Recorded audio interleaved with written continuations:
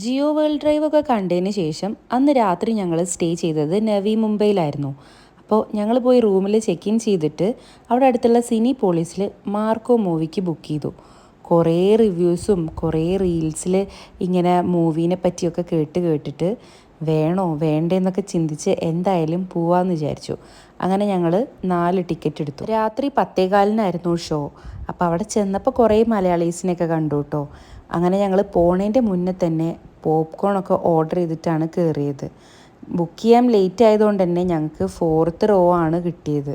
എന്താ അറിയില്ല, നല്ല വിശപ്പുണ്ടായിരുന്നു. സിനിമ തുടങ്ങുന്നതിൻ്റെ മുമ്പ് തന്നെ പോപ്കോൺ ഞങ്ങൾ തീർത്തു. അങ്ങനെ പടം കണ്ട് ഞങ്ങൾ ഇറങ്ങി. എന്താ പറയുക, സെക്കൻഡ് ഹാഫൊക്കെ ആയപ്പോൾ തന്നെ ഞങ്ങളുടെ മുഖത്തുള്ള എക്സ്പ്രഷനൊക്കെ മാറി തുടങ്ങി. എന്താണെങ്കിലും അടിപൊളി സിനിമയായിരുന്നു. അതിനുശേഷം പിന്നെ രാത്രി ഞങ്ങളുടെ റൂമിൽ പോയിട്ട് കിടന്നുറങ്ങി ഗൈസ്.